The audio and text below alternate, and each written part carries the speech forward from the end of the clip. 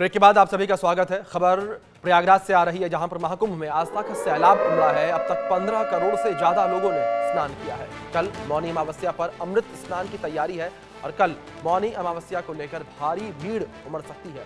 अभी से ही भारी भीड़ जुटने भी लगी है। लाखों की संख्या में भक्त पहुंच रहे हैं और कल 10 करोड़ श्रद्धालुओं के आने का अनुमान है। ये बड़ी खबर सामने आ रही है। कल 10 करोड़ श्रद्धालुओं के आने का अनुमान है, यानी कि एक ही दिन में महाकुंभ में 10 करोड़ श्रद्धालु जो हैं वो आस्था की डुबकी लगाएंगे। तो कल प्रयागराज में 10 करोड़ श्रद्धालुओं के आने का अनुमान है और महाकुंभ में 10 करोड़ श्रद्धालु जो हैं आस्था की डुबकी लगाएंगे। ये बड़ी खबर जो इस बीच सामने आ रही है। महाकुंभ में इस अमृत स्नान को लेकर तैयारियां सरकार के द्वारा जो है की गई हैं। खुद मुख्यमंत्री योगी आदित्यनाथ ने भी तैयारियों का जायजा लिया मौनी अमावस्या को लेकर। हमारी सहयोगी वर्षा शाही जुड़ गई, सीधे उनका रुख करेंगे। वर्षा, जानकारी आपसे यहाँ पर चाहेंगे, जिस तरीके से अमृत स्नान और एक दिन में 10 करोड़ लोगों के आने का अनुमान, क्या कुछ तैयारियां यहाँ पर प्रशासन के द्वारा की गई हैं? क्योंकि खुद मुख्यमंत्री योगी आदित्यनाथ भी 2 दिन पहले महाकुंभ पहुंचे थे और मौनी अमावस्या की तैयारियों का जायजा उन्होंने लिया था। देखिए, बिल्कुल जिस तरीके से मौनी अमावस्या का स्नान है, उसको लेकर मुख्यमंत्री योगी आदित्यनाथ ने पहले ही निरीक्षण किया था और कल जब वो अमित शाह के दौरे के लिए भी आए थे, तब भी उन्होंने निरीक्षण किया था और जायजा लिया था कि आखिर क्या तैयारी है मौनी अमावस्या की और किस तरीके से इस बार का स्नान बेहतर तरीके से किया जाए। देखिए, 15 करोड़ से ज्यादा का आंकड़ा पार कर चुका है और लगभग 10 करोड़ की तैयारी है कि कल जब मौनी अमावस्या का स्नान होगा तो 10 करोड़ का आंकड़ा पार करेगा। और जिस तरीके से अभी से भीड़ आना शुरू हो चुकी है, क्योंकि कल के स्नान के लिए जो श्रद्धालु हैं वो आज से आना शुरू कर चुके हैं और आज मौनी अमावस्या के स्नान के लिए पहुंच रहे हैं। पहुंचने के साथ साथ कल जिस तरीके से पूरी रात से ही शुरुआत हो जाएगी, लगभग 12 बजे के बाद से लोग स्नान करने की शुरुआत हो जाएगी। अखाड़ों के स्नान करने की शुरुआत लगभग 5:30 बजे का समय रखा गया है। हर अखाड़े को 40 मिनट का समय दिया गया है कि एक अखाड़ा 40 मिनट तक स्नान करेगा, फिर उसके बाद दूसरे पीपा पुल से उनको वापसी कराई जाएगी। तो हर अखाड़े का 13वां अखाड़े का स्नान का समय निश्चित कर लिया गया है। उसके साथ साथ सभी जगह पर निर्देश कर दिया गया है कि आने वाले श्रद्धालुओं को किसी तरीके की परेशानी या दिक्कत नहीं होनी चाहिए और हर तरीके से पुलिस प्रशासन को भी अलर्ट कर दिया गया है कि आने वाले श्रद्धालुओं को सही तरीके से दिशा दिखाए और संगम स्नान के लिए भेजे। देखिए, जगह जगह घाट बनाए गए, घाट पर भी निर्देश दिया गया, साफ सफाई की व्यवस्था की गई है। तो हर तरीके से व्यवस्था है। कल मौनी अमावस्या का बड़ा स्नान है और बड़ी तैयारी है पूरी प्रशासन की और 10 करोड़ का आंकड़ा कल पार करेगी, क्योंकि जिस तरीके से आज से भीड़ है, कल से ही ये जो भीड़ है वो आना शुरू कर चुकी थी। तो जाहिर सी बात है कि जब कल मौनी अमावस्या का स्नान होगा तो उसमें भारी संख्या में भीड़ होगी और भारी संख्या में भीड़ होने के साथ साथ तैयारी बहुत ही पुख्ता तरीके से की गई है और इन तैयारियों का जायजा भी लिया गया है। अब केवल तैयारी इस चीज की है, कल मौनी अमावस्या का स्नान हो और सभी साधु संत अपना शाही स्नान दूसरा कर सके।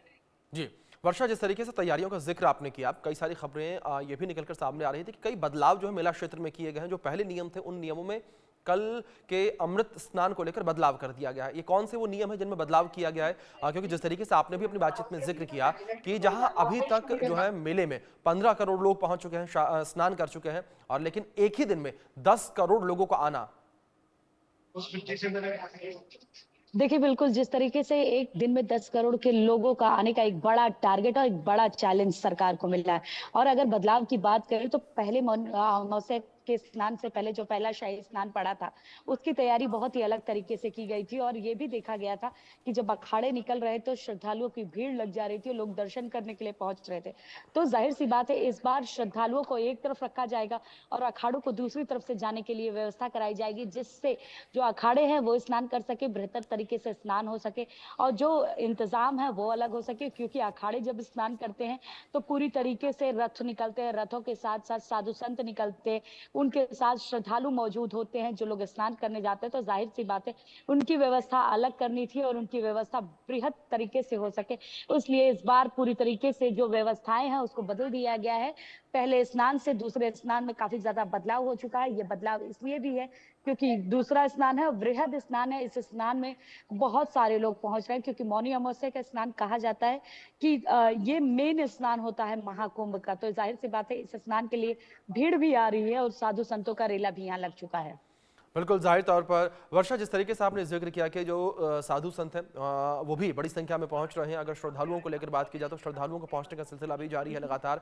और आज से ही खबर सामने आ रही थी कि जो श्रद्धालु बड़ी संख्या में प्रयागराज पहुंच रहे हैं। ऐसे में अगर प्रयागराज सिटी को लेकर बात की जाए तो किस तरीके से प्रयागराज सिटी में व्यवस्थाएं देखने को मिल रही है, क्योंकि जाहिर तौर पर जब बड़ी संख्या में श्रद्धालु प्रयागराज पहुंच रहे हैं तो उनके रहने से लेकर उनके खाने पीने की व्यवस्था।